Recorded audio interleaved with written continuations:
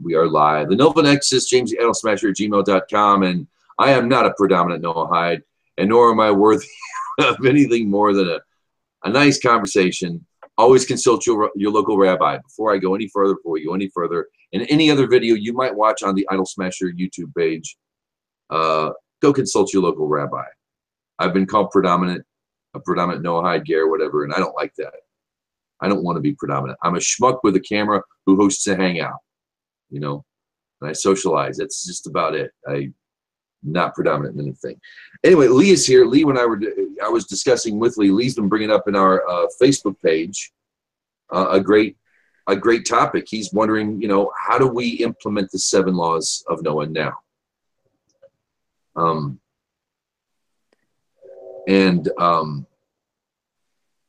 It's one of my more favorite topics because the secular application of Torah, I think, should be a paramount discussion in anything we talk about, because that's how you're going to sell it to the non-believer out there. And I say non-believer with quotes to piss George Carlin off in heaven, and also because that's how I mean it. You know, believer, whatever, God-fearers, God-doers, whatever.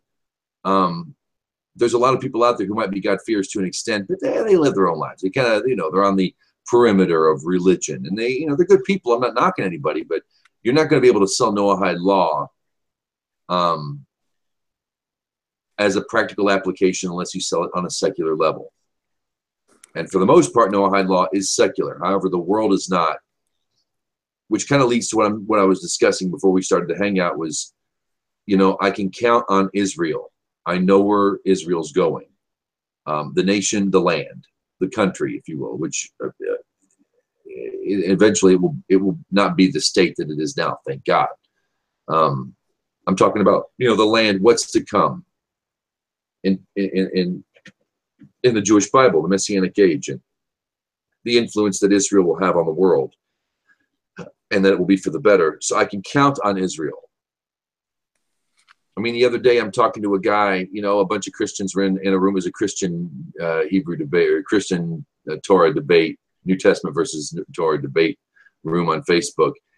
And I start talking to the Jewish people like I'm one of them. And it just, like diarrhea, it just came out. I couldn't stop it. It just kind of, we have to, you know, we can't, you know, it was all a we thing. Everything out, and I caught myself doing it 3 times with 2 different people.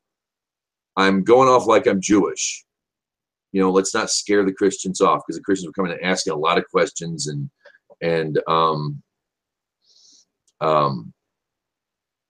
really digging and participating and engaging people, engaging topics, engaging the discussion. And I said, we don't want to scare them off.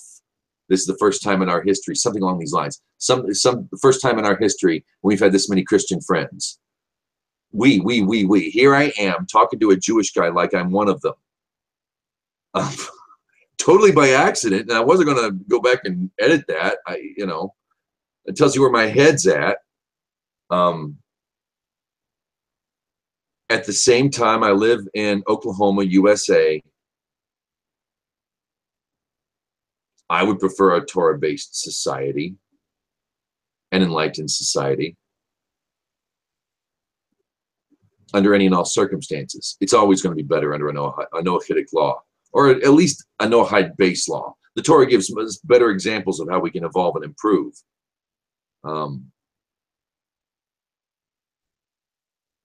But I'm wondering, for the non-Jew, and if we only had some Jews in here, is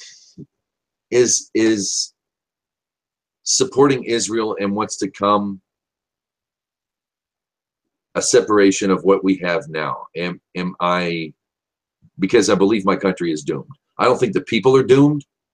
I think the United States government and everything attached to it, save the people itself, is doomed. This country will not last. It's not going to last. It's only going to get worse.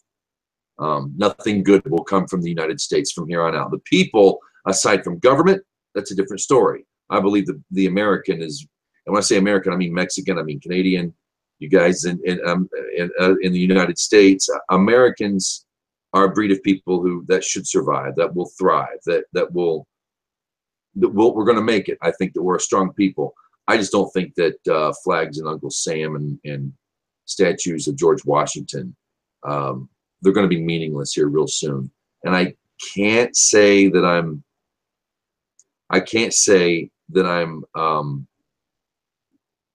at all upset about that notion.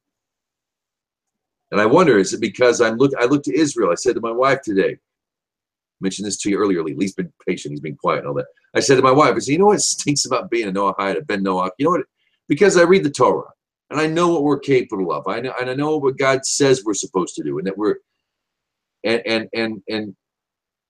then I look around, I see a lot of sleeping schmucks. Not just sleeping people, but you know, some real schmucks. Particularly those in prestige and power. These are not good people. And if they're good people, it doesn't show. How am I supposed to save my country? You know, Rabbi Kostanov, when he was in here, he says, you should always pray for the country you're in, your country. And I don't know if I can do that. I don't know if I want to. I don't think it's worth it. We've squandered liberty. We've squandered justice. We've squandered peace. And we've done that since day one.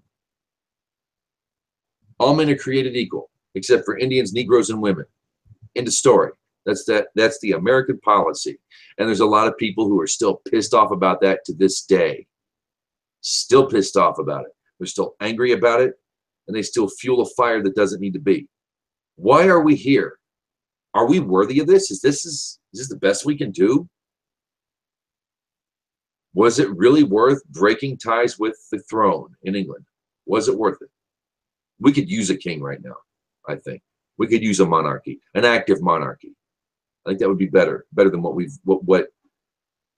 what's become.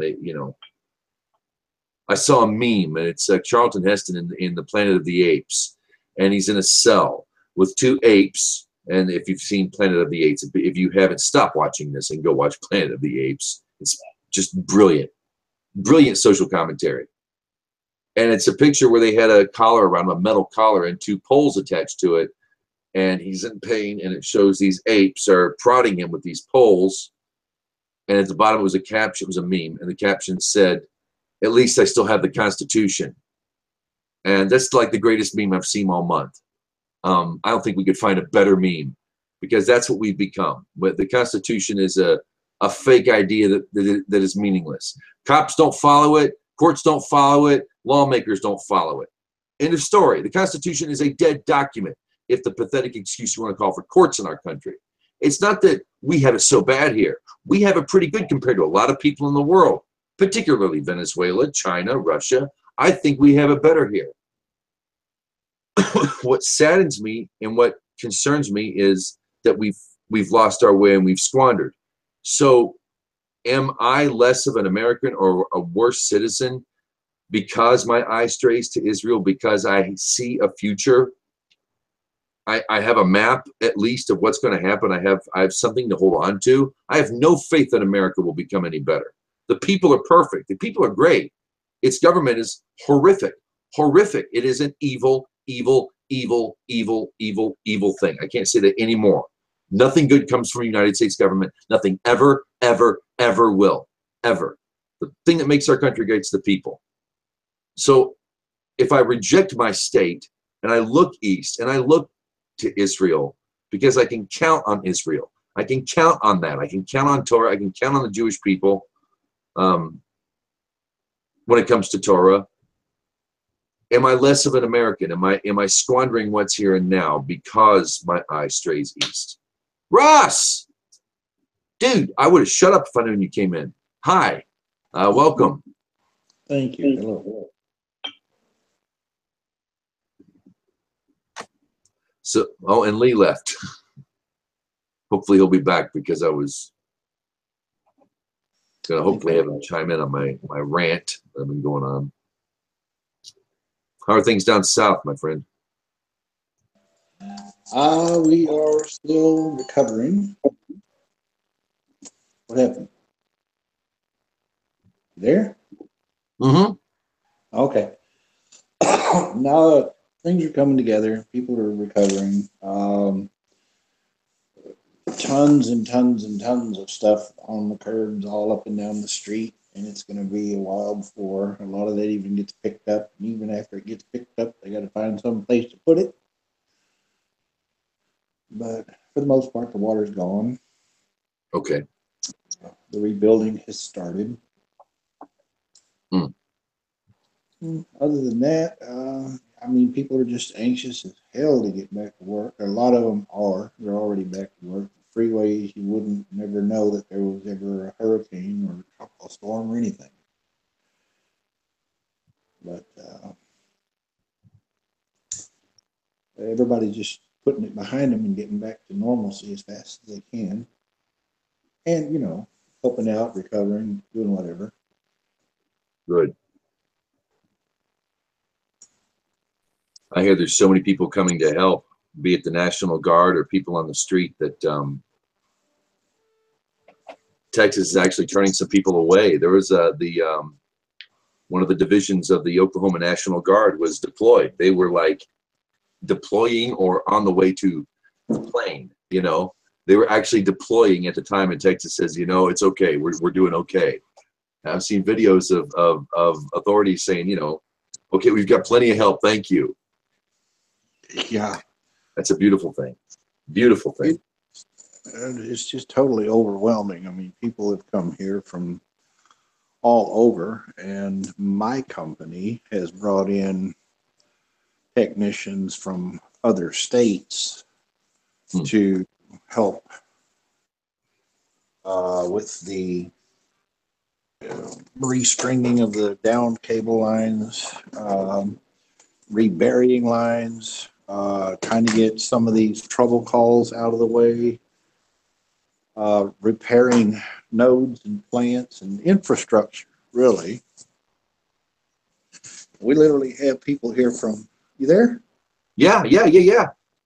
Okay, I lost the video there for a second. But we've got people here from Seattle, from Minnesota, a few other places. Just tons of texts. It's pretty overwhelming, really.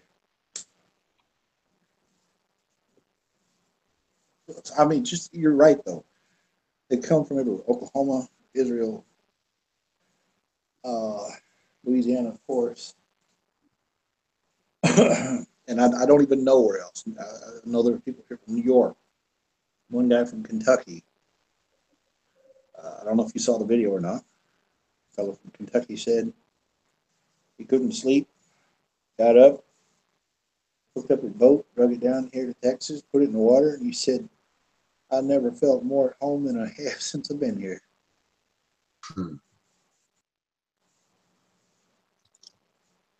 Like, you've heard me say it.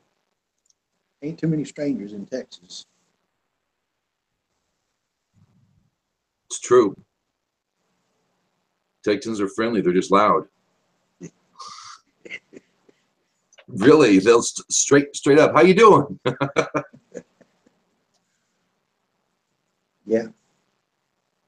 How you doing? Welcome back, Lee. Yes, sir. Hello, Lee. Hey. Man, that was well, I'm glad you're here, Russ, and providing an update on what's going on there. But that was quite the opening rant by James there. And it gave me there are a lot of ways to branch off of what you were saying in regards to how unsatisfied you are with the government and all this and establishing Noahide law. Is it even like a reasonable thing? Or I've been talking to many people about this topic, Noahides specifically. You know how when you ask, it's the old saying, what is it? If you ask two Jews, you'll get three opinions. Is that it? It's the same thing with Noahides too. Like I can't get a consensus on any aspect of any of it. It's just crazy. Like, some people think we shouldn't do anything and just leave it to the Jews. Some people think we already have like a seven laws system basically, Yeah. and then like I don't know. It's and then there are people who think it's like impossible. I'm sure because it's the secular society. We shouldn't even should just leave it like that. But there are those even in the intellectual community who like may not they're not sure if God exists, but they act as though he does. This is a good thing, I think. I heard that the other day and I'm like, yeah, that I think most people could pick up on that and run with it. Um and you were mentioning your personal relationship with Israel and Torah, and I Yeah. and then you were bringing up your government. So I thought it's interesting now, though. Wouldn't you say that the U.S. has a better relationship with Israel than it did, like say, 5 years ago, or you think things are improving on that front? I think that the overwhelming support that Israel gets from Americans, primarily Christian folks, and even some Muslim and other folks. The Pat Condell is a perfect example of an atheist who fully supports Israel. I think that's slapped you upside the head. It's historical, man.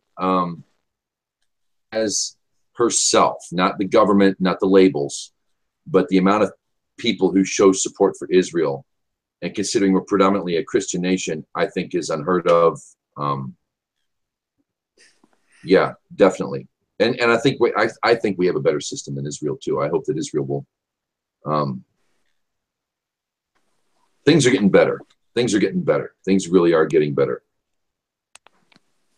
I think things are getting better compared to where they've been the past 2,000 years. Great strides. But I'm wondering, I wanted to ask you because you got to listen to all my junk, and I couldn't believe I went on for 9 minutes straight. And I listen to these hangouts we do, and I talk so much, and I don't want to talk. I want other people to talk. What God. But really, I mean, I wonder. I don't think so personally, but I question everything. I question especially anything I believe. Am I lessening support for my own country, my own community, my own neighbors by looking to the East, studying Israel, studying where she's going, what's going to happen, and how the world will change via her? I'm kind of feel like in a way I'm catching 1,000 birds with one stone by going directly to Israel. At the same time, and you bring up a really good topic in the Nexus, what are we doing now? Can anything be done? What are the Ben Noahide folk, non-Jewish God-fearing folk out here in the purgatory that is non-Jewish God-fearing folkville? What are we doing? Are we, am I not? Does one side? Am I? You know what I'm saying? Am I for the other? Would that be? And I know that might be a struggle with other Noahide folk as well. What say you, Lee? Well, it's difficult. Like I said, doesn't seem to be any consensus that but I'll keep searching for the right answer. And I guess I should say, and probably because I'm sure other people feel this way as well, that especially with our point of view, you look around and like, I'm not, let's just say there's a church on every corner, and it's in every aspect of our lives, like including law. A lot of these the earliest lawmakers were Christians or Puritans, and so it's everywhere in our society. We're constantly being bombarded with this like paradigm, Christian made paradigm. And I have to say I'm feeling more withdrawn, and isolated probably than ever, which, you know, is not always a bad thing because you can do some of your best thinking. But I guess the reason I brought it up is because I'm trying to do something about that. And also, I think like Noah Hyde should converse more than we do about just the world and just in general. Socialize more and get together more and organize better because we just refuse to organize in any meaningful way or to do anything. All we basically like I'm not here to criticize, but if I was to offer a criticism, it would just be that we don't do enough. It's just like you can only reading the Torah and knowing there's a God is not enough. We need to make it something real and make it count for something in the world. And what better could we do than to raise awareness and educate people, but also to try and show them that this is a superior way, or to bring it to life in our law, in our actual legal systems around the world. Like on your state, you could even start on a local level, move up to state, and then federal. And for things that aren't like a lot of the stuff is already in place. That's why I feel it's not impossible because we already have a society that generally operates on 7 laws for the most part, or at least it was supposed to. And they're even, I was just talking to Jim Long, our friends with, on Facebook. I've never talked to him, but just last week I talked to him about this issue. He's one of the guys I asked about. He thinks it's all up to Israel, basically. He thinks they have to get moving on spreading the 7 laws. But he told me that the 7 are referred to in some of Pennsylvania's earliest documents. So I'd like to get my hands on some of these. But I think just where the Torah doesn't agree with our legal system, we could probably make some changes, perhaps.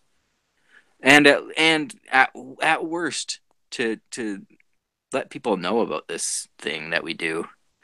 Now, it seems like we find this pot of gold, and then we just want to keep it to ourselves. What good is that? Yeah, I agree. I don't know. This is just something I've been thinking about, probably because I'm like, just not satisfied with. I don't know. I asked Jim, who's been doing this since 1993. He says it's moving along at a steady pace in terms of growth. So, you know, Worldwide, we can't look at America as a good litmus test because it spawned, particularly in Texas, spawned big. That's where I lived, and it struck me in the 90s as well. And I've heard people complain that it's not as big as it should be in America by now. We should be yada yada yada. But over in like Singapore and the Philippines and South Africa, I mean, it's blossoming. Yeah, I can only compare on my own personal like micro level that our Toronto area one hasn't, like, the meetings are essentially me and like 4 or 5 women who I'm the only man who shows up besides Rabbi Skoback. And it's been like this for over a year and a half. So Aren't you lucky? yeah. Yeah. All right, you asked me on last hangout when I got this, which I got it the next day. What is this going on? Hang on. Let's just fix this right now. I don't like I don't like mono, like left or right. It's either gonna be left or right combined or stereo. So I have to fix things because I'm picky like that. Here we go. Right side up. He asked me what I thought of this book. Now you'll notice on this entire face, there is no mention of an author. No mention anywhere of an author. On the back, you've got, you know, Rabbi David Katz, and I love a picture of a handsome young Cohen there. I'll tell you one thing. I've gotten about this far in, and I marked it with a guitar pick. Hang on. This is where I'm at right now. It's about halfway through. This isn't Rabbi Katz's work. Let's just get this thing real quick here. This is not the work of Rabbi Katz. You see, there's no author. On the spine, you'll notice there's no author. This is cut and paste from the Talmud. This is cut and paste from sages and great rabbis. This is not, he's translating this stuff for us. You got rabbinic approbation on the work of Soloveitchik. You asked me what I really thought when I got to this. Okay. I can say this. Sol Mazel, I'm going to give a plug here to my friend. Sol Mazel and this book, this is a great resource. And you have to chew on this. This is some meaty stuff. Okay. This book is much the same. It doesn't hit you like this book does. It's not like that. What we're getting out of this new book, which you can buy on Amazon right now, is, I think, as much for Jewish people and rabbis and scholars as it is for non-Jews. Because this is, we don't know what to do with the Noahides. You've heard that a lot. And William over at Tanakh Talk did a show yesterday. Great place to go, Tanakh Talk on YouTube. He does live shows, has a great studio, and he's the man on presenting things to the folks. He had he was talking about how there are rabbis out there who like blow off the Noahide and whatnot. Don't know what to do with the Noahide. And it's best to blow off the Noahide than it is to send them down the wrong path. It's certainly better to say, keep yourself and go to heaven than it is to, wing it and possibly cause harm. Because when it comes to the Jewish connection with the non-Jewish people, the history's not been so good, particularly within the past 2,000 years. But this subject, the subject of this book,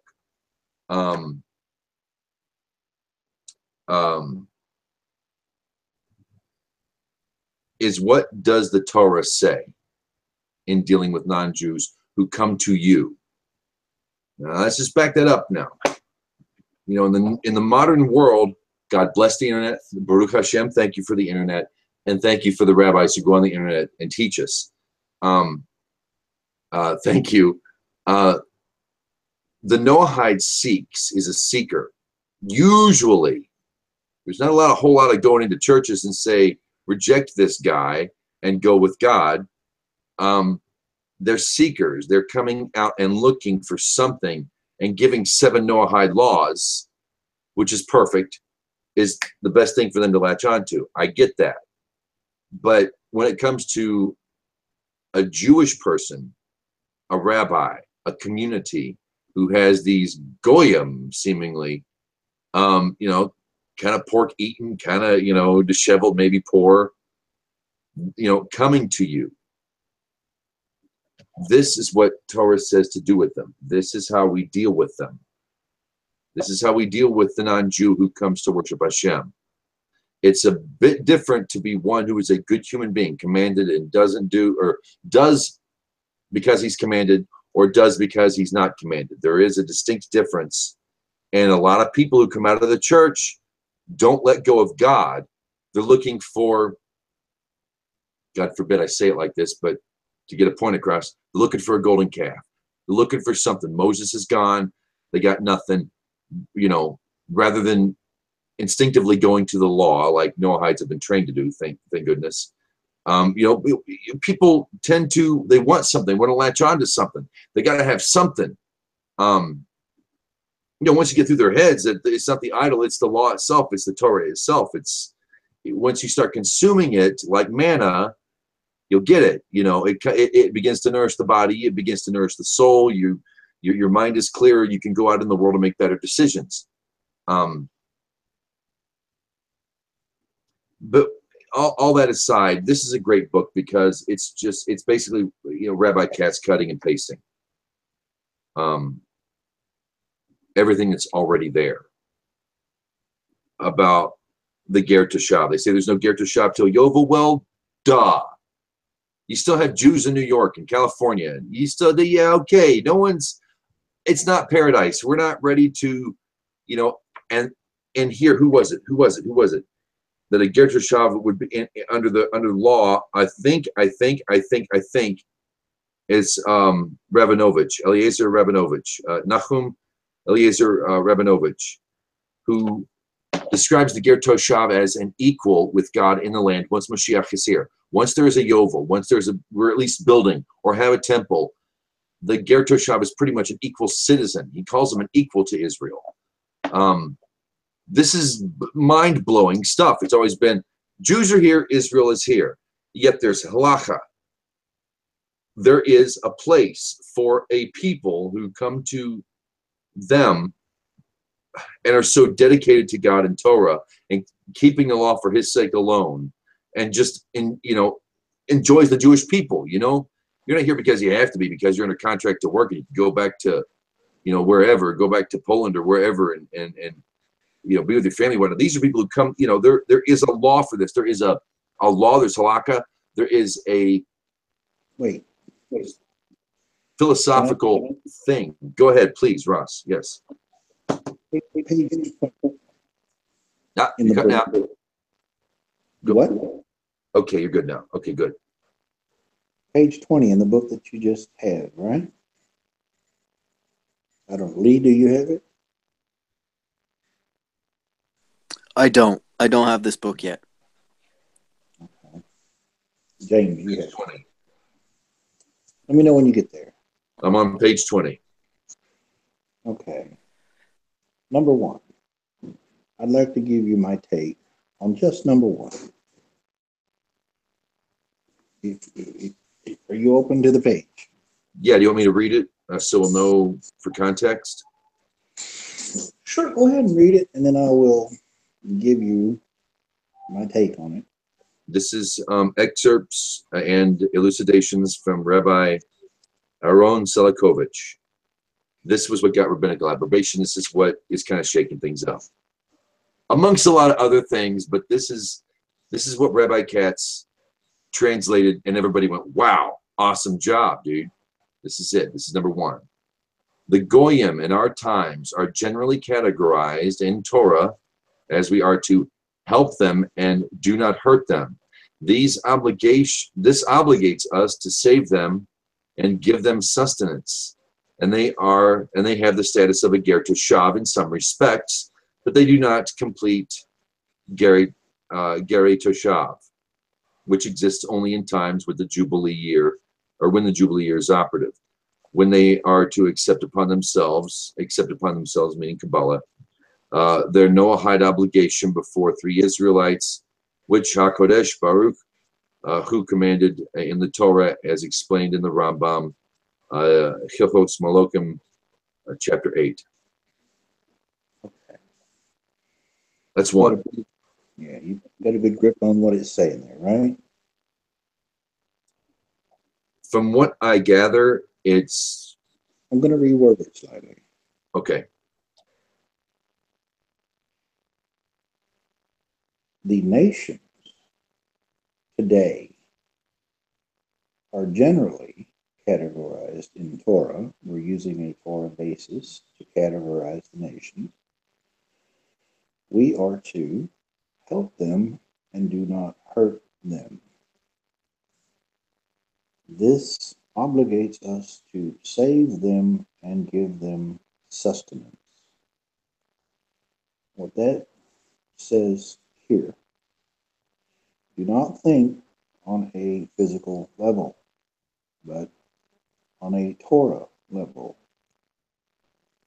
We help them. We teach them Torah. We teach them Chokmah, Bina, Da'at. Okay? We're giving them spiritual sustenance. And they have the status of Ger Koshav, a stranger that resides with you, in some respects.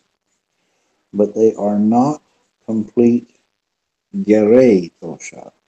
Gerei, if you look up the definition, comes to give you the sense of my ger. Okay? Lee, you probably know this. Yeah, I've heard this before. Okay, so he does not have the complete status of being my ger, which only exists in the time of the Jubilee year is operative. Because God says you will be Ger in the land of Israel. Right. The Jubilee year is what happens during the Jubilee year. What does that Jubilee year represent? We don't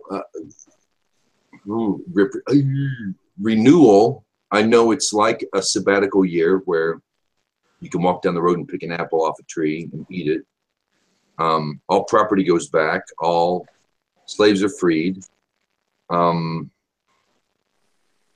Everything is just released. It goes back to where, right? All the property goes back. Yes. Any debts are clean. Everything goes back. Okay. Right. Okay. So everything is totally freed up. If it was borrowed, it's returned. If it was in debt, it's forgiven. If the land was under contract, it's gone. The slaves are free. But when the Yovel comes, then they have the status of my ger. Curious language. What's going on? And that is the in Hebrew, it's italicized in here, Gerei Toshav. Right.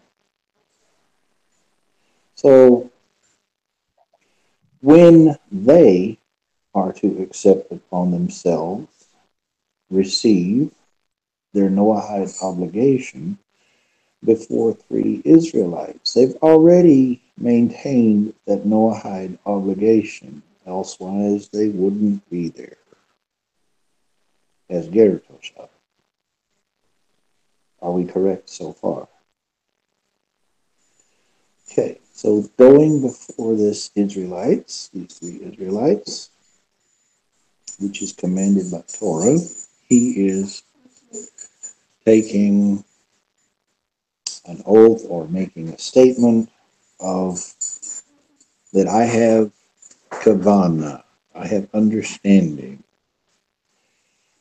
What has happened is that this refugee came in amongst Israel, if you will. They provided him with chokhmah, bina, and da'at, sustenance, so that when the time came, he could accept upon himself with kavana, his Kabbalah, his obligation.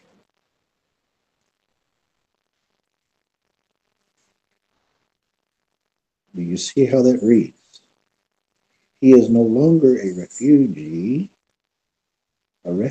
He is Mager, Gerei Toshav, complete. And the Nova will be like the light. That's my take.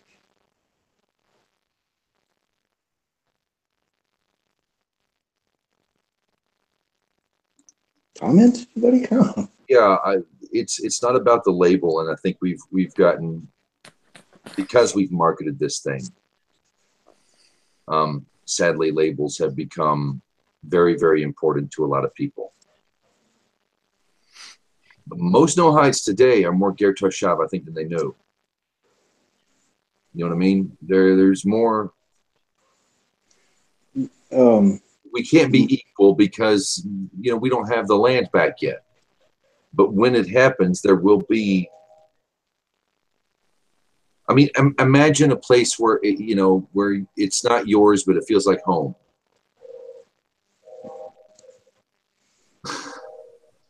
Understood.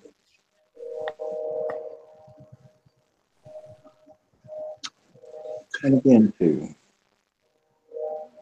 the accepting of Mala and the Israelites, that essentially is saying this is a peace agreement. One Torah, one God, one. That's it. Just we're one. No strangers here. Now we're family. Lady, any thoughts? Did I read it wrong? No, I think that sounds reasonable. That sounds like a reasonable take, given what I heard. That's the thing about the Gare thing that I don't understand what all problem the problems are about, because when you hear it, nothing really stands out to me ever as Yes. altogether false or that's like someone's trying to pull the wool over my eyes or anything like that. It doesn't. I'm not threatened by it or anything. I don't feel like anybody's trying to trick me, or it's an ongoing investigation. So that's another thing. So I'm really enjoying it. I'm looking forward to reading the book, actually. It's neat because it's like I say, it's really not Rabbi Katz's work. It's the work of it. He cuts and pastes is what it is. He's not bringing anything new. He asks in Chicago, and it's a really good question. Why don't we just go all the way and call it Ger Toshav? Why aren't we doing that? Everybody else seems to. What are we avoiding here? And it was and somebody in the class said consequences. And I think that's it. When Israel hears Ger Toshav, they think, oh, yeah, mouth to feed. We can't even get our own stuff together, and we got to feed this guy. And I get that. I really, really, really do. We've got the loaves and the fishes story in that book, but in reality, it doesn't always work that way. Sometimes you got to take care of you and your family first. We've got a can of beans and 17 people. What are we going to do? I can understand. So I get the hesitation of when the unsuspecting rabbi, the unsuspecting Jewish from person will hear, Ger Toshav, they're like, oi, we got to build a house for him. We got to get, he's got to be in our courts. We got to, a lot of stuff they're not ready for because Israel's not exactly ready yet. The thing is there's no Noahide, there's no Noahism in the Torah. There's no Noahism in Talmud. There's no Noahism anywhere. It's a modern invention. Why are we telling people Noahide? There's an actual status for people, a halakhic status. Even outside of the Yovel year, you can at least acknowledge that a person who stands before three or more of the world and says, there is one God, I accept his law that is incumbent upon me for his sake, and I've thrown off idols, God is my savior. There's a place for them that is not, that you don't need to have a modern invention to place them. It's already there. That was the question that he was asking, and he said consequences. Because once we begin Ger Toshav, go ahead. Once we begin Ger Toshav, once we begin to look at there might be obligation no one's ready for. I don't know. Go ahead, Ross, please. All right. You've heard the question. Maybe you've heard the question. I don't know. It's been posed. Is a Jew only a Jew when he's in the land of Israel? Or is a Jew anywhere in the world? It's a good question. Because I know where you're going with this. Of course, a Jew is a Jew anywhere. So, Okay, finish it. Go ahead and finish it. so you're saying we don't have to be in Israel to be called Ger Toshav? Thank you. Yeah. Well. Okay, now we're touching on another subject here that I think is interesting because I recently asked Rabbi Skobek about it at the last meeting. We got to talking about what what's the Jews' responsibility to the nations, but not only to the nations, but to us, like to I mean the average person who whatever, and then as well to us. And do they have a responsibility to teach and promote seven laws?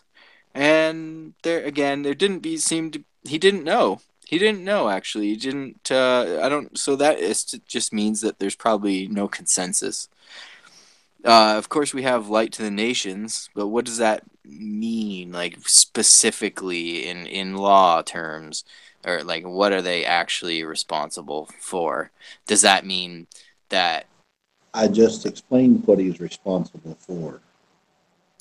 right, right? But then, yeah, there's people who will say that all of this is up to the Jews, and that we don't really have an active role in it. Because wherever Israel goes, that will dictate like the state of the rest of the world. So Okay. it's very difficult. Michael Skoback is a Jew, right? What was that? Michael Skoback, would you call him a Jew?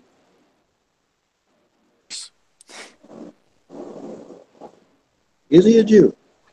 Yeah. Okay. He has an association with you, correct? Mm-hmm. Yes.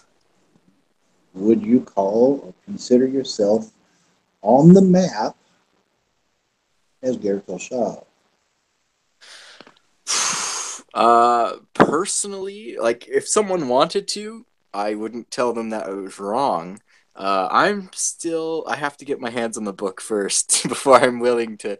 And You but at the same time, I'm not you keep the seven. uncomfortable with that label or Noahide or any It of them. doesn't. I don't know. It's not a label. I said on the map. Yeah, fair enough. It's a sugia. It's a map. When you walk into the mall, you look at that big picture up in the little thing, and it says, "You are here." Yeah, You walk to another you're right. location. You're right. You're You're right. right. There's it's a That's good a good point. point. Avodah 64b. It asks, "What is a ger toshav?" It's and they cut and they go through a discussion, and in the end, it's stated a ger toshav is one who accepts upon himself. That means one who takes upon himself the seven laws of Noah for God's sake, basically, who takes upon himself, who eats nevela. That's it. Right. So you eat unkosher meat, and Right. you keep seven laws because do you accept? Well, okay. I don't. This is a personal question. You don't have to ask, but it would be: do you accept seven laws because he commanded you to? Juxtaposed to that, they're logical. I'm not. That's personal. I don't want to get deep, and I don't want to go anywhere I'm not to. But that would be the status of a ger toshav. Is simply one who keeps the seven because God commands and eats nevela. Well, if God Well, if God commands it, commands it's it, it's probably probably logical. logical. Probably. But you're right. I've seen the exact definition, and I would fall under that. Yeah. So that's it. That's it. If the labels thing is horrible, and I don't know what to call myself anymore. I've thought of like I tried to get the most 17 word. It was 17 words I used to describe everything, including everybody and everything, that fit. And I felt like putting that as anytime anybody asks. I don't think anybody else would get the joke, but You're like one of those gender benders. I want to be I want to be.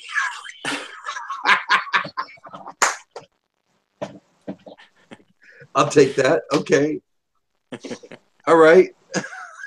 What pronouns are we to use when addressing you? None. No pronoun. No label. Can you repeat that, Ross? I'm sorry. We're on. Am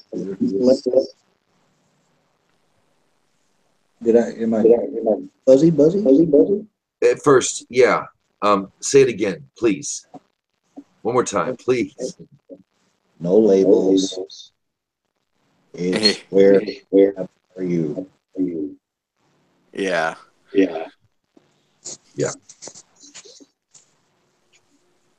Have to get out of it. You didn't pull off one exchange for another. That's why I said he's a refugee. He came out of someplace. He's trying to get in. There's no labels. Mm-hmm.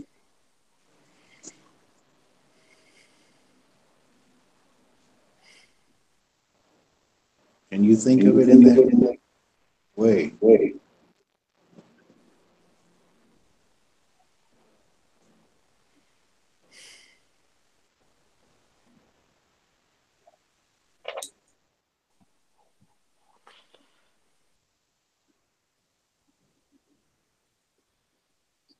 Disasters. That's where we're at tonight.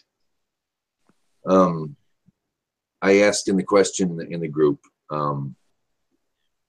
were there hurricanes or tornadoes or earthquakes in Eden? And I asked this because I think it's probably pretty obvious, but where we are headed, we've got Michio Kaku coming on CBS Morning News explaining scientifically how we can make it rain. It's a science. It's real. It's not a conspiracy theory. Weather modification has been a science since the 60s, 50s. We were dumping dry ice into the eye of hurricanes out of B-52s and stuff back in the 50s.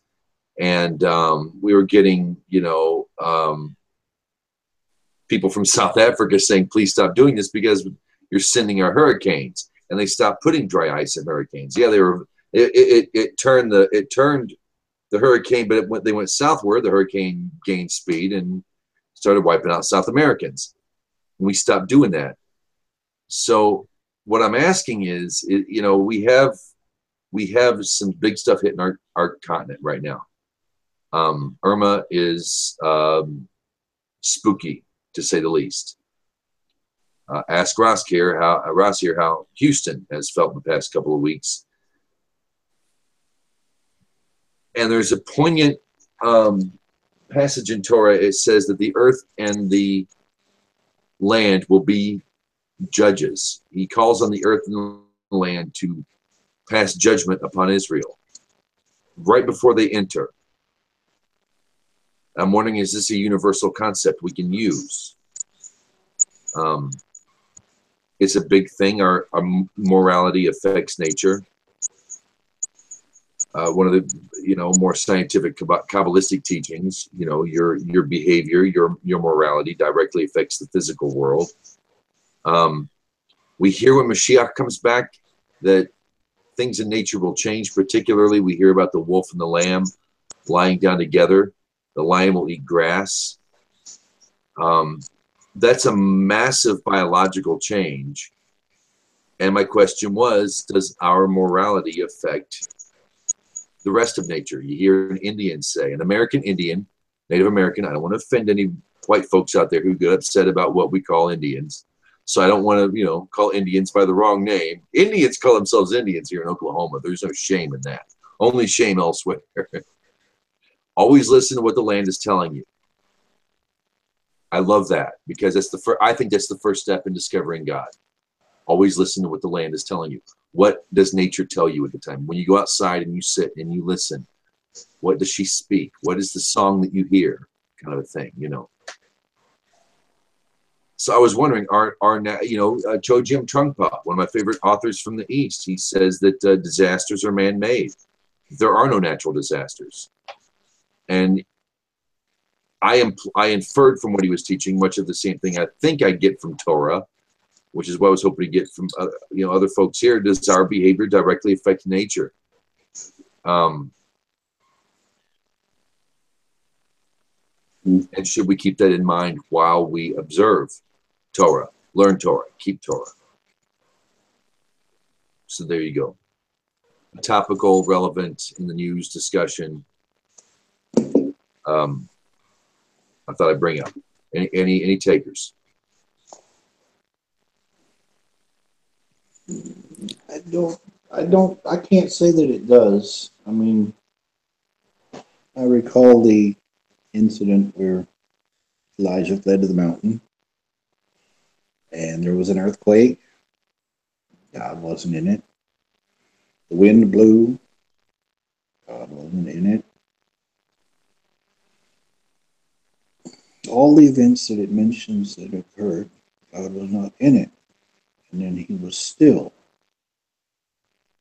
And he heard that still small voice inside of him. When he heard that small what? I'm sorry. No, I was just saying, all of these events had to do with the prophet's behavior.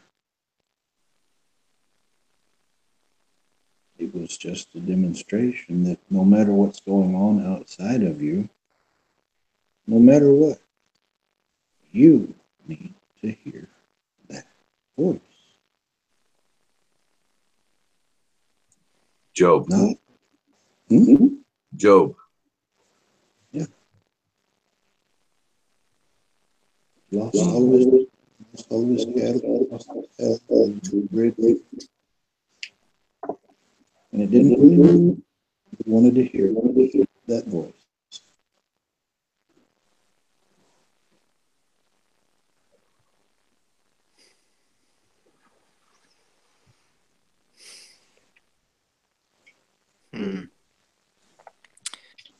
Any thoughts, Lee? Yeah, we kind of talked about this a little bit last week, and you start to think, okay, why would God do this? And I mean, we've had some time to let things play out. I'd like to ask you guys, like, we'll speak specifically about the Houston and Texas hurricane here. Now that you've had some time to think about it and take in everything, I'd like to ask you, why do you think God would do this? If God is responsible or is the one power in the world, and he has some uh, interest in human affairs, and he is supernatural, but always, if you remember all the Torah stories, works through nature. Why would he do this?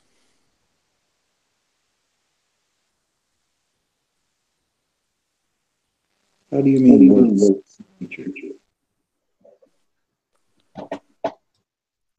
What do I mean? What?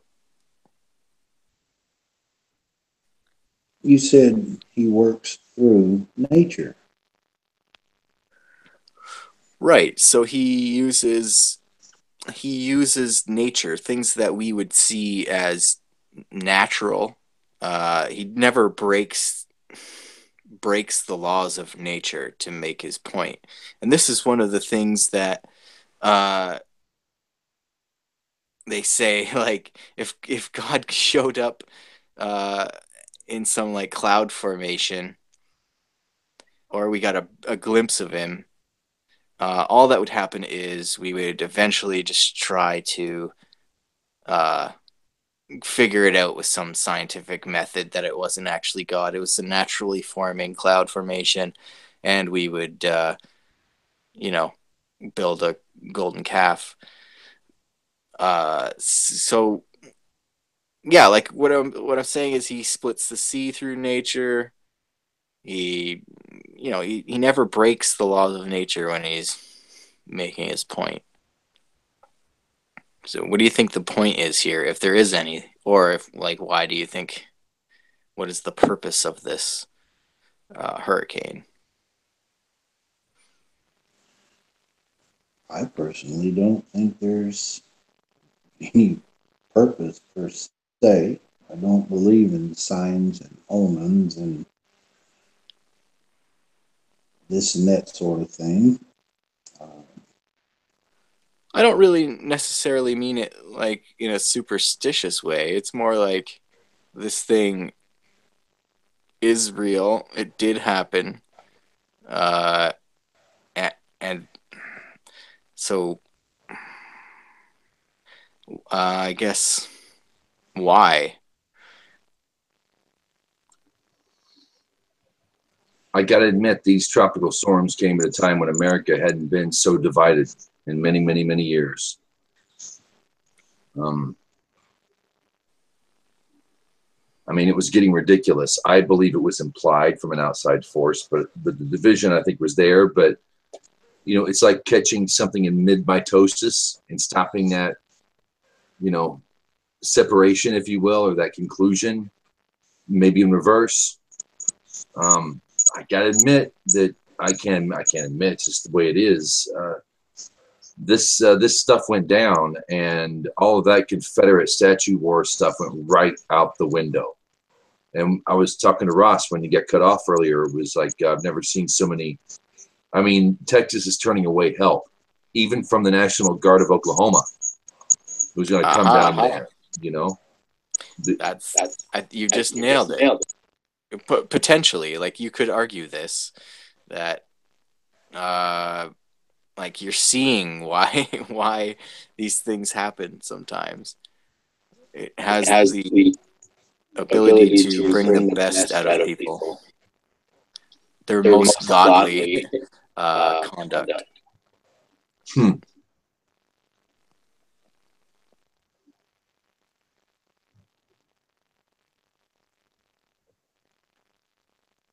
I said something when I first joined broadcasting school back in 2002. On the wall was the article of the Twin Towers when it happened. I think it was the Dallas Morning News. He had it tacked on his wall. And I just kind of came out and said, you know, because I have diarrhea of the mouth sometimes, I said, if anything, this is going to pull people together. Because you're going to have people who are going to say no. You're going to see a dividing line where people are going to say no. And I think more people are going to rally to the side of freedom than not. And the look on this guy's face was incredible. He was just kind of dumbfounded. He wasn't expecting it. He says, man, that is radical. I've never heard that before. Radical. But it's happened. It's forced a lot of Islam to take a second look at itself. Is this really worth it? Is the way we're going about this right? I have a question. Do you think that it would ever convince the Muslim that there's going to come a time when you won't be able to recognize the Christian and the Jew and the Muslim, or I should say the secular folk? You wouldn't be able to tell the difference that we all got the same message. They were all going to get it right, and there won't be a need to conquer the other because we'll be able to see ourselves in the other. I think that's what's, my optimistic side, and I'm cynical as hell on a lot of things, man, but I'm also optimistic, and this is on my optimistic side, is that, I've talked with a couple of Muslims, especially ones up the street here, and cool folk. I mean, they're just groovy people, humans. They're just good people. Positive thinking, very progressive in so many ways. And then we get what's on the news, and we're talking, and I haven't brought this up to them. I wanted to ask, but it's more about how you treat your fellow man. These people want the same thing I think everybody else does. I know we don't like to think that, And they're all about war. They're all about killing people who aren't like them. And our bloodline's going to be cut off. And all this, fears that we have because there's something very ugly in it. But in the States, I also see something very beautiful. I would think that when Moshiach comes, we're going to be able to look at the other guy and go, I see what you're saying. Okay. And we can hug and we can embrace and we can move on and we can build a better world. Am I crazy in that? Even there will be pagans who will go, I get where you're coming from now. There won't be a need for this differentiation. It'll all make sense. Am I crazy, or do we have to blot out a bunch of people? The other thing about the Noahide Code, I'm concerned about how could we, if we can't enforce the prohibition of idolatry, then the rest of it is bullshit. Because even pagans know not to murder. Even pagans, for the most part, know not to steal. Even the Buddhist knows you don't harm nature. This isn't news to these people. This isn't new. What's going to be news? What is it? It's It's not entirely hopeless from my point of view, because again, I think the 7 or like Torah bulletproof, and you can't really argue with it. And so we've got Christians, which are billions of people, Jews, which are like 2 million religious anyway, or something like that, and then Muslims probably another billion, who knows. And so a good portion of a sizable portion of the population already technically believes in the Torah and the one God. So it's not an entirely hopeless situation, and all the ones who don't at least already know about him. true. It's just with Noahide law, you're talking death penalty here. And from the way I see it, if you're worshiping a saint, damn it, you should be corrected. If you don't correct your behavior, you're in trouble. There's only one penalty for that. Sure, but then, there'd be members of our own community that would have been killed long ago if that was the case. So I don't think we need to be.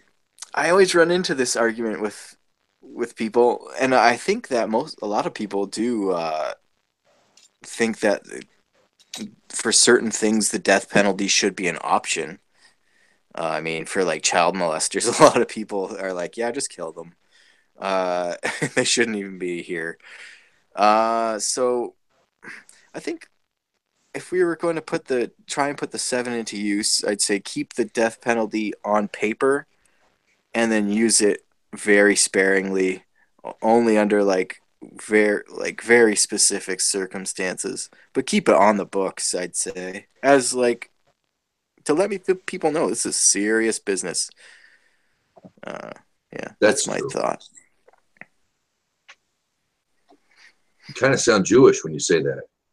Well, isn't that the same thing with in Jewish law, the adulterer? I think there has to be witnesses of the actual sexual act and all this. They frame it so that it's virtually impossible to get killed for, but I think it should be around for certain things. Was it Jeremiah? He's like, I've written a decree of divorce. God says this. I'll just open up a program. I don't want to open. I was going to give you a quote. I think it's the last chapter of Jeremiah. I want to say it could be Daniel. This program. He says, I've given a writ of divorce to Israel. She strayed. She's been basically an adulteress. Mm. Hang on, let me try. me try Daniel.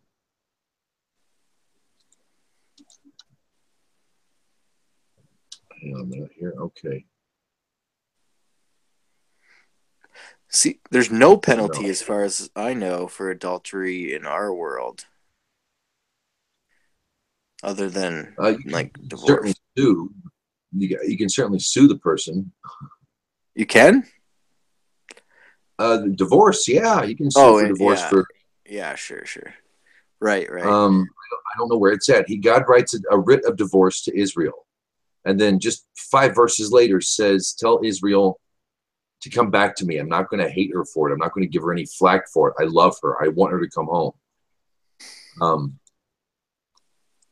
When you're talking about adultery, yeah, I mean, there is a penalty for it of death, but if you can work it out amongst yourselves,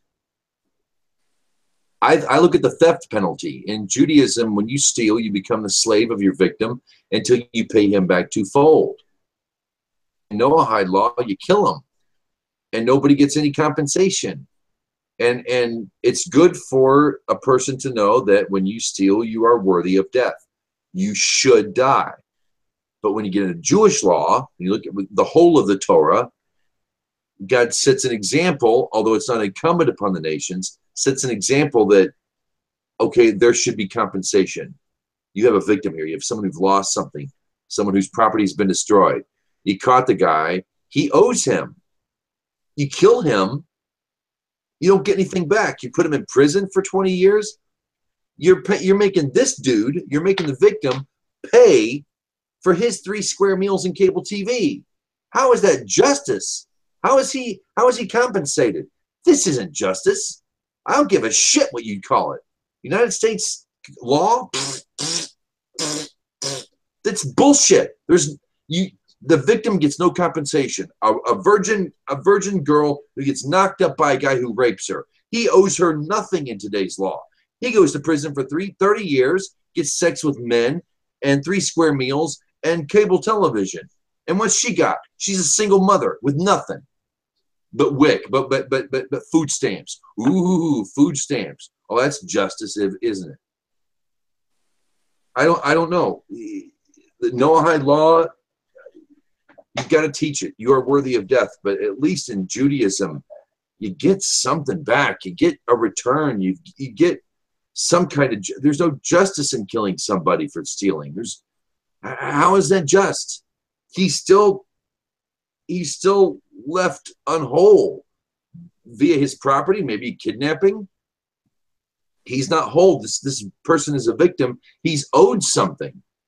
We don't get. I mean, in Noahide law, yes, you're guilty, but there is no compensation. And I think that's why I say the whole of the Torah is better than a distilled Noahide version, because at least the unsuspecting non-Jew gets an example that he can apply in his daily life to be better than just killing the thief. And if you break into my house, I will kill you, probably gladly, sadly. I will take your neck and I will try. You will die. You break into my house, I will kill you. Right. And the Torah says that you have the right to do so because you don't know whether he's coming to rob you or kill you. And you can't be like, Mr. Break and Enter, what is your purpose here? You have to destroy this person. So no, it's absolutely, and that's why I brought it up as an example, is because that law, like if I was to look it up here in Ontario or in Canada, I would probably have to go to court and defend myself after defending myself against a person who broke into my home. You know what I'm saying? So, but yeah, you bring up a great point about the Jewish law being a higher form, and I completely agree with that. And I think that if we were to apply Noahide law, we should definitely keep one eye on the Jewish law and try to make that the highest form of Noahide law. Like in terms of the compensation, like we can kill the guy technically. He deserves it. But right, but is that what should happen, or should we try to make this right between the two and move on? I don't like. I would say pick option two as, but Yeah. it depends. Also depends on what was stolen. You can't replace certain things, and that even money. I mean, what if that person doesn't have the means to pay back what what he stole? Like, imagine if it was some priceless thing or something so personal you couldn't put a price on it. Like, let me just tell you something that happened today. Why I broke off of the call earlier, because okay, so very close family member, her grandfather died, and a couple of weeks ago. And anyway, before this, someone had stolen the grandmother's urn and ashes. And, like, how are you supposed to, like, what do you put on the monetary amount? What's the what is that worth? And how do you compensate? But besides that, today, that person died, so their home is empty. Someone broke in, and we found out today because they're like, "Why is the door open?" And rummaged the house and like went straight for a safe and stole the safe from a dead person's home, and likely knew that person because they knew there was a safe in there and went straight for it. This is just the land that I'm just really tired of living in. Noahides would not do this to each other.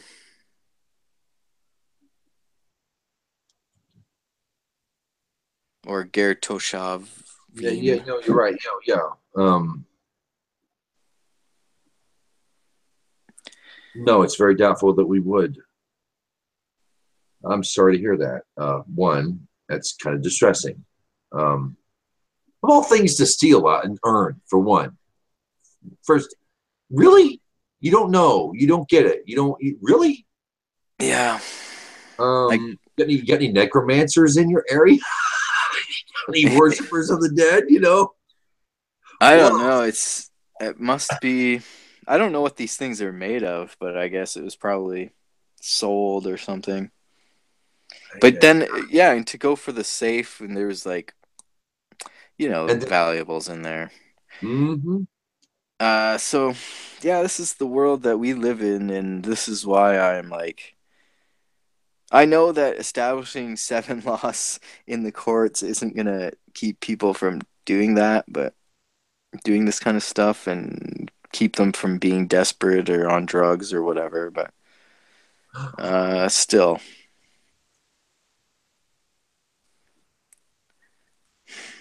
we have what was Rabbi Kraft? We called him Rabbi Sancho. For reasons I don't want to get into. Rabbi Sancho would say, because we as Noahides at the time, very very young and kind of new to this kind of, he took the time to teach us some Kabbalah early on, and he was like, it's going to take an act of awe. When that happens, everything will change. When it becomes a Sinai of the planet,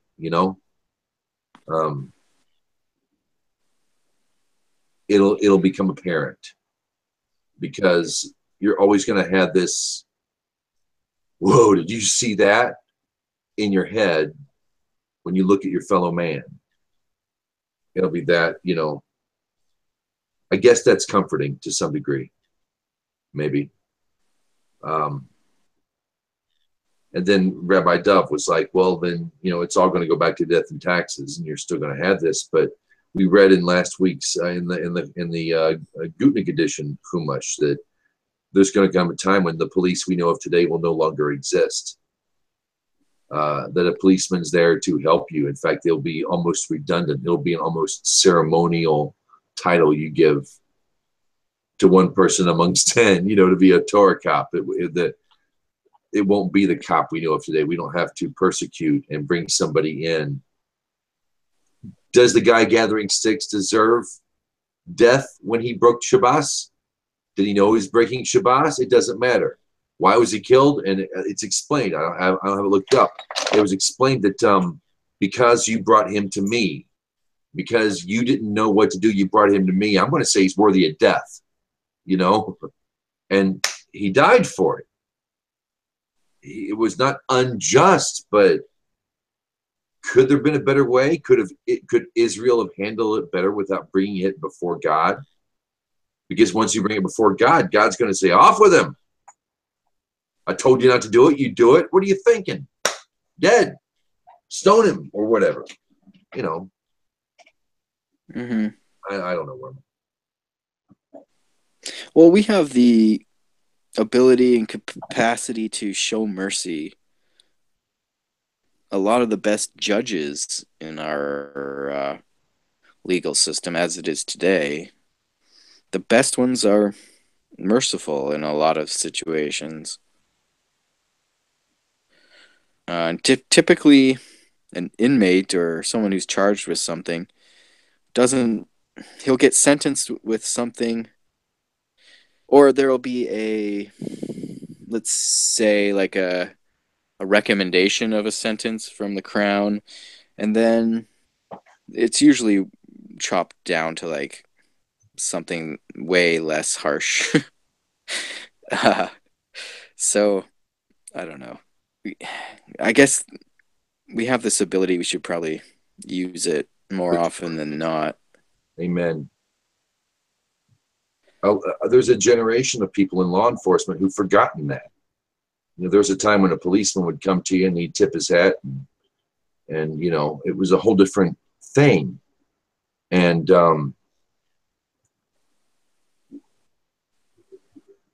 law enforcement now is such a merciless thing. If you're on the street and you're high on heroin, something that's plaguing Huntington, West Virginia, my hometown right now, and opiates are just hounding my state of Oklahoma. It's always been about when you find a guy on the street and he's high on drugs, you give him 20 years felony, and you do that to everybody. We will not tolerate your sickening behavior. Well, nobody wants sickening behavior. But we've had a generation of law enforcement, and I'm going to be honest. I'm not a pro hippie guy. I'm not going for the hippies, but it kind of started with that.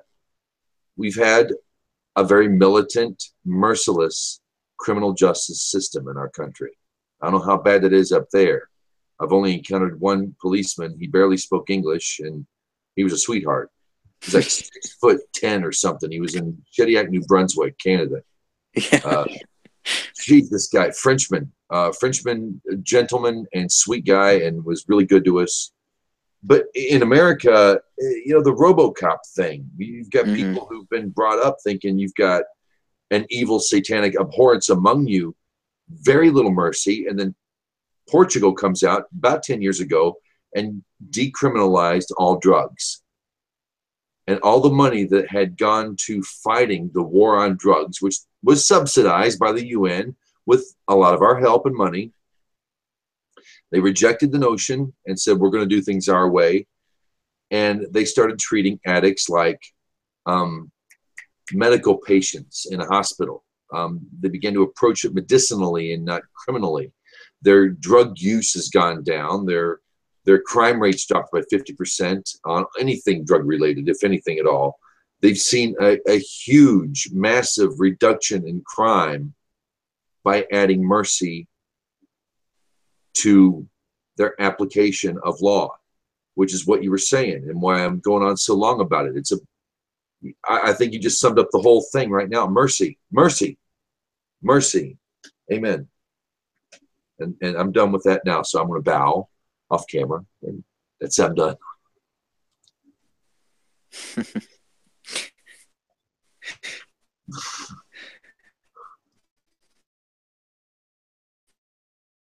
So that's one thing that's kind of interested me for a while is like I've heard rabbis talk about drug use and they're very they have a very negative view of the whole thing, which is fine. But where in the Torah does it talk about like drugs and laws of drugs?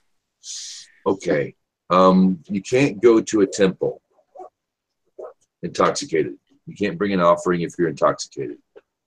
Okay. First of all, a really good point was made when Aaron's sons brought before God foreign fire,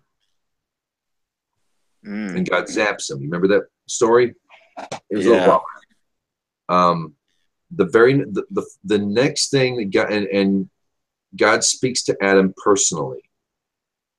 The first time since then that God speaks to Adam personally, and it was after this happened. This is God consoling Aaron. He said, the first thing out of his mouth, might take too long.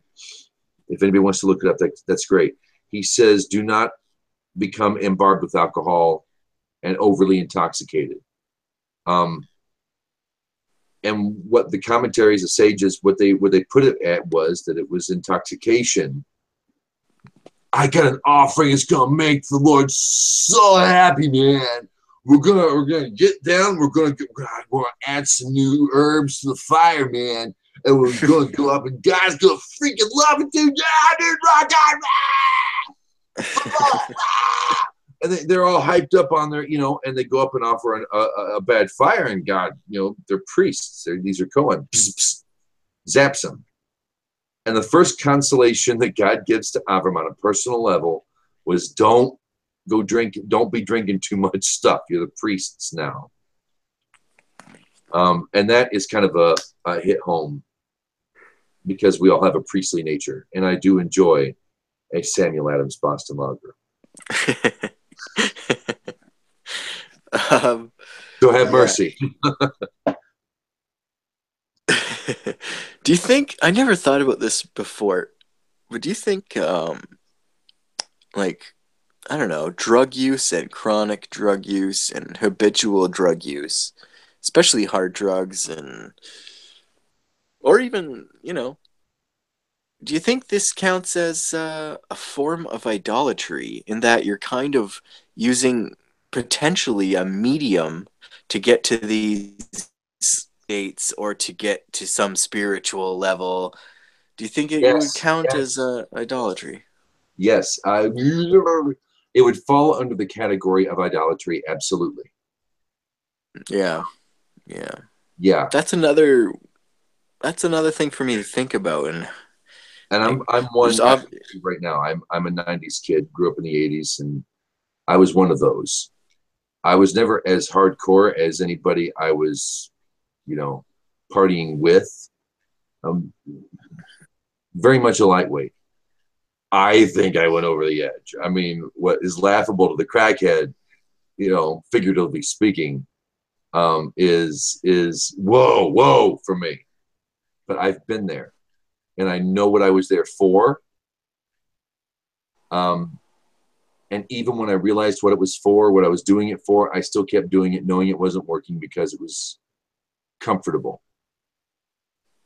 But yes, we as a society, particularly in America, I'm sure down south too, because I've heard stories. The Chinese are another example. I'll get to that in a second. So you have the opioid, basically epidemic over there, about the same time. But when we became a much more socialized society, something happened. We became very starved. I think that when you're especially settling a land where it's just an ocean of land you've never seen before, we are starved, but via religion, via culture, starved for the spiritual. We are a starved people. And this is why I think Kabbalah, and when I say Kabbalah, I don't mean like Rabbi Katz would use, or like, a clerk at a shop in Israel or Rabbi Kostanov would use. But, the science, the scientific, the notion, I think that spiritual message appeals so well to the Christian, to the seeker, that proves that we are a spiritually starved people. I think morally, we've gotten to a point in America, I think in the Western, I say America, you know what I mean when I say America. I think Canadians are American too. In America, we've become very much free to be the good people that we are. And it's shown. It's been proven. I think what we starve now is the spiritual. And there is something to some of these hallucinogenic drugs, why the Egyptians called it the intelligence drug. You take rye, you bury it for 6 months, you scrape off the white mold off the rye, and you get LSD. It was that's what the whole Kool-Aid acid test was back in the 60s, was an intelligence drug. That was an ancient Egyptian intelligence drug. And by someone who's partaken in psychedelics, I think if Frank was here, he could help you too, as a behavior analyst and someone who's experimented in psychedelics as well. There is something that brings you quite a bit of peace. There is a spiritual journey you go on. But you've heard the term chasing the dragon, came out of the 60s and 50s. You're never going to catch the dragon, man. The dragon's in here. If you're trying to chase the dragon, then you failed, man. You don't get it, man. You're chasing the dragon. Stop chasing it. That habitual behavior, when laced with chemicals, can bring the spirit on such a downward path. And I can say that because I've been there. I wouldn't say idolatry. It would fall under the idolatry law. I would call it sorcery. If I looked at drug addiction, I would call them victims of sorcery. That's my own personal take. I'm almost done. Sure. Yeah, that is interesting. Because there seems to be a fundamental difference between like a crack or your crystal meth versus like your handful of mushrooms, which which Well, which are so amazing that you don't want to do them for another like 7 years at a time. You don't touch these things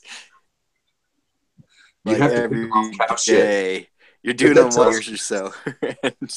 and yeah, so, and that's another thing is in science now, just pharmacology, they're doing tons of research on psilocybin, and the results are spectacular. They're thinking like that this compound has amazing properties that they're just going to continue to explore. This has only been going on in a serious way. Properties like for what? What's handful of what's the function? What's the function?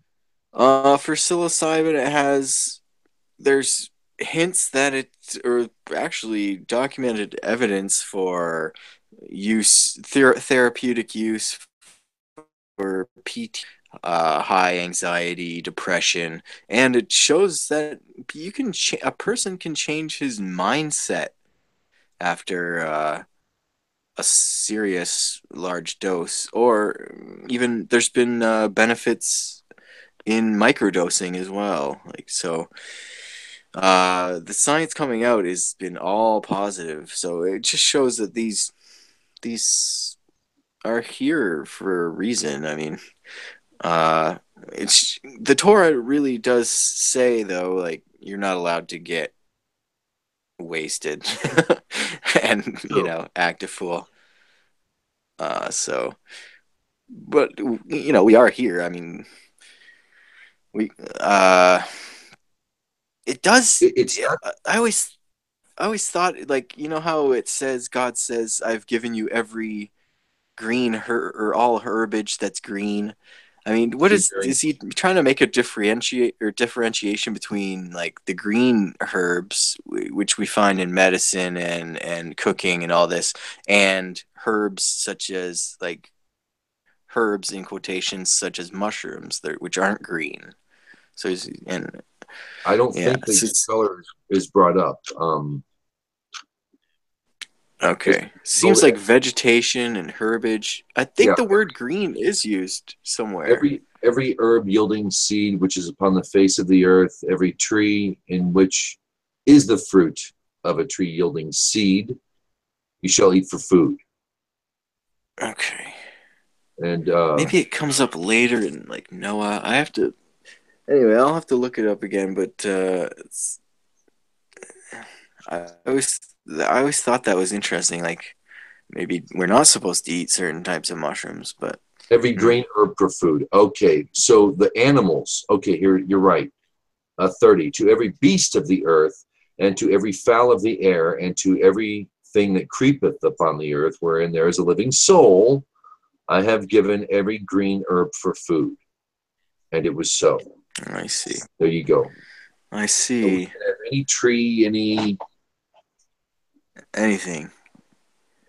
maybe mushrooms, I think, because they have spores, could be. They definitely count as herbs, but they're. So I'm not sure. It seems I'm not. I'd have to look at it even more closely and in the Hebrew and all that. But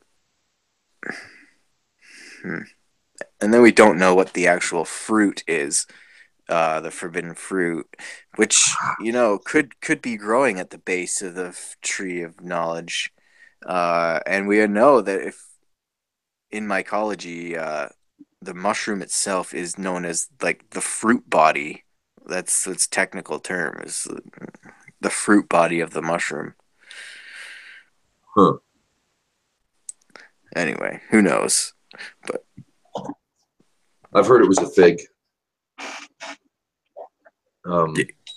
could have been. Yeah. You can experience the world. You can become at one with it. Everything. What a trip that must have been. We'll get there again. Maybe we're still feeling the effects right now of that trip. They always ask, where's Adam in the story? That was one thing. Aaron, I don't think you've met him. He used to come in here often. Last year, a couple years ago, Kabbalistic guy. And he would always, toward the end of the hangout, he'd say, now I have to ask, and where's Adam in the story? The primordial man. Where is he? Every parsha. Trying to explain to a guy, it's like people don't know that you can take Torah as allegory. You can get out of the 8-year-old, 10-year-old notion and begin to look at it as an allegory and still get everything you need out of it. It's not too far-fetched to see Adam as the allegory of man at all times. Fractured Adam.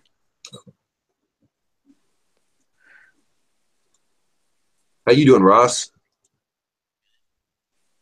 Good. Taking it all in. Kind of waiting for live to be over because I got something I want to give you off the air. Ross brought the dancing girls.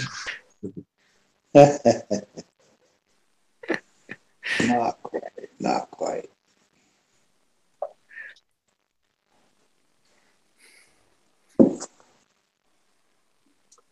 Well, we've got a few minutes. You want to do a Haftorah reading? Sure.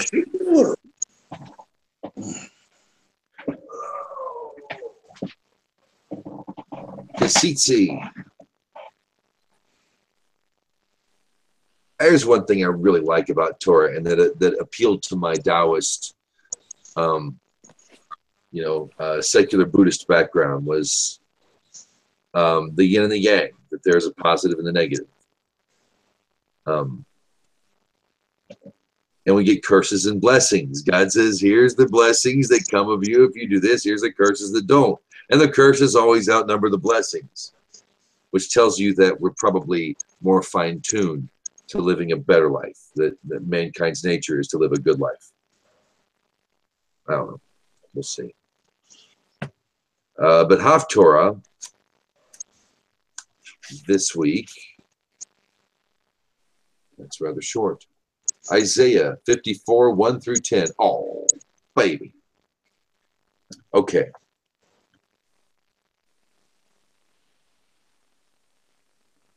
I'm not sure if we're, okay, we're just going to read this one. It's got some. Okay, we'll just read this. Once again, Isaiah 54, 1 through 10. Sing out, O barren one who has not given birth. Break out into glad song and be jubilant. O one who has no labor pains, for the children of the desolate Jerusalem outnumber the children of the inhabited city. And Hashem brought in the place of your, said Hashem, brought in the place of your tent. Stretch out the curtains of your dwellings, stint not. Lengthen your cords and strengthen your pegs, for the southward and the northward shall spread out mightily. Your offspring will inherit nations, and they shall settle desolate cities. Fear not. If you will not be ashamed, do not feel humiliated, for you will be mortified, for you will forget the shame of your youth, and that mortification of your widowhood will be remembered no more.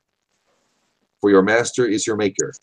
Hashem, master of legions, is his name. Your Redeemer is the Holy One of Israel. God of all the world shall he be called. For like a wife who had been forsaken and of melancholy spirit will Hashem have called you, and like a wife of one's youth who had become despised, said your God. But for but a brief moment have I forsaken you, and with abundant mercy shall I gather you in. With a slight wrath have I concealed my countenance from you for a moment, but with eternal kindness shall I show mercy, said your Redeemer Hashem. For like the waters of Noah shall this be to me, as I have sworn never again to pass waters of Noah over the earth, so have I sworn to be not to be wrathful with you or rebuke you. For the mountains may be moved and the hills may falter, but my kindness shall not be removed from you, and my covenant of peace shall not falter, says the one who shows you mercy, Hashem. Thus ends this week's parsha. And that is beautiful.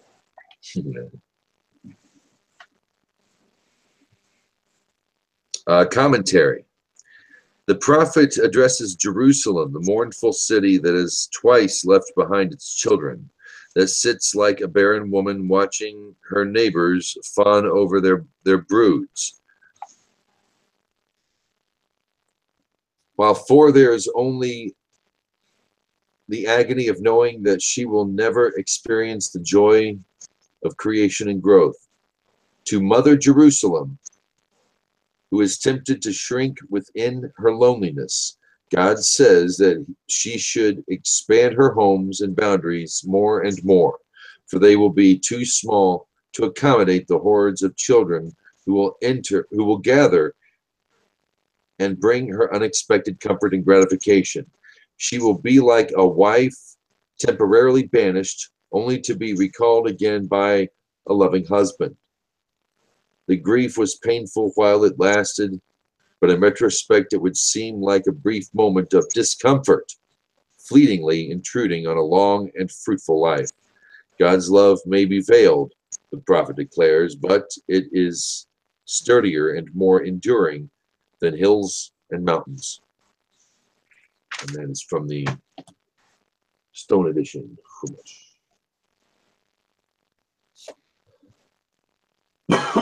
There we go. There we go. All right.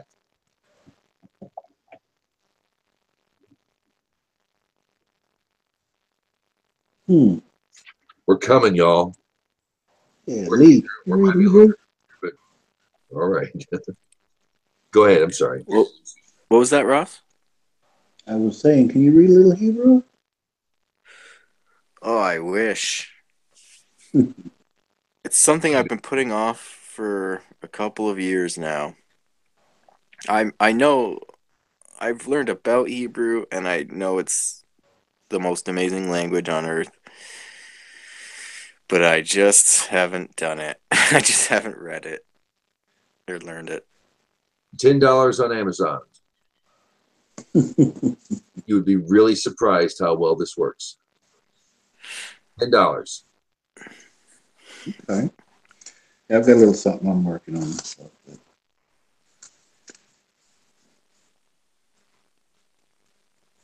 I just noticed a little something curious here. I'm going to have to work it out. But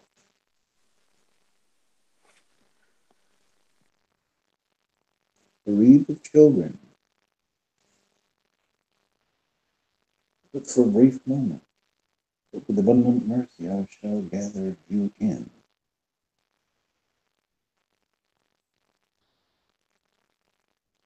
I shall, with loving eternal kindness, shall I show you mercy, said your Redeemer.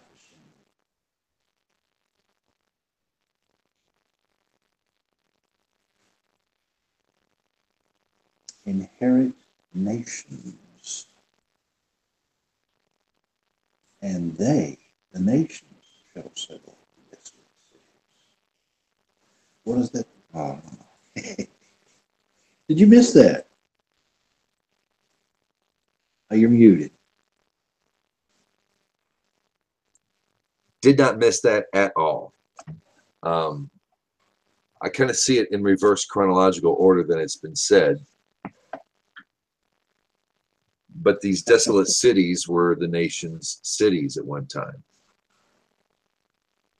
that had run dry. And the nations make them fruitful again.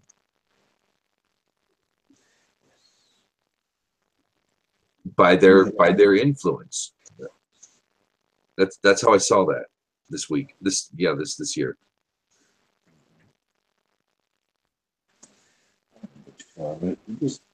You had no later pains, but all of a sudden there are more children than you could remember.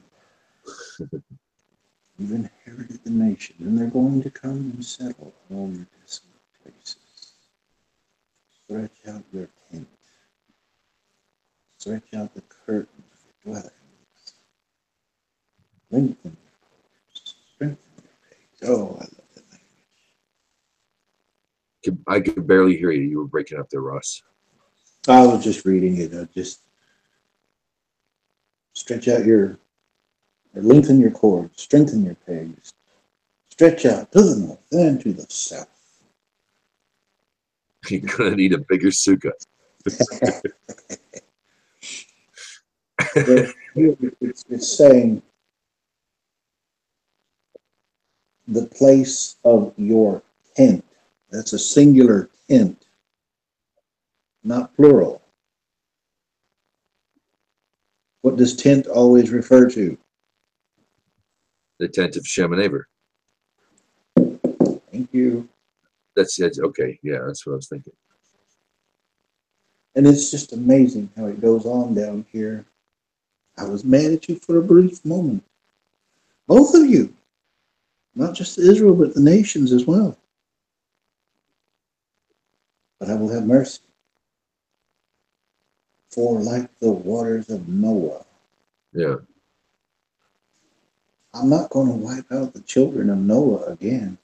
I'm going to redeem them.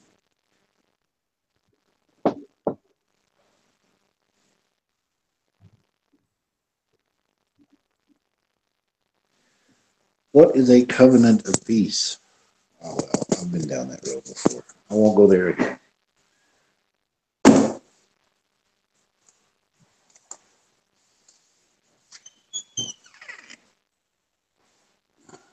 My covenant of peace shall not falter. I don't know. It goes along with, the last week and this week we've got curses, we have blessings. Right.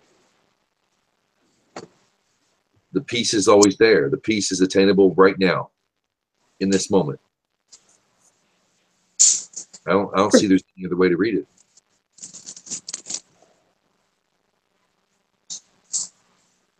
I mean, one day will be brought to fruition. Yeah. In other words, he was angry. for a while. But he's going to have mercy and redeem us. And there will be a covenant of peace between God and man.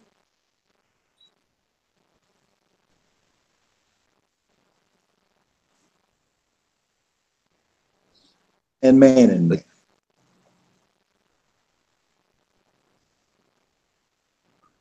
That was brought, that right there, the Haftorah, if I only would have brought that out earlier. Lee, you were asking about adultery in the Noahide juxtaposed to the Jewish law. You get this in Judaism. Of all people to forgive a wayward daughter or a wayward wife. No, with a barren wife. A barren wife. She's lost her children and she cannot bear anymore.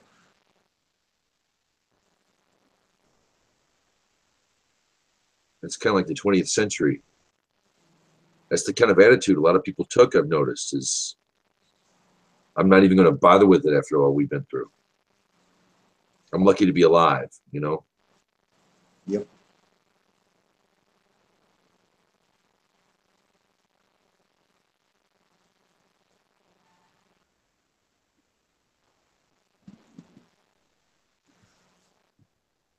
All right. Go ahead and close the Chumash for now. If you've watched this far, hey, congratulations. The Nilvah Nexus is now a Google Plus group. I should have put this at the beginning of the video. We're on Google Plus. Join us here. Join us at the Facebook page, the Nilvah Nexus, James the Idol Smasher. Gmail.com on behalf of Lee, Ross, and myself. Shabbat Shalom, y'all.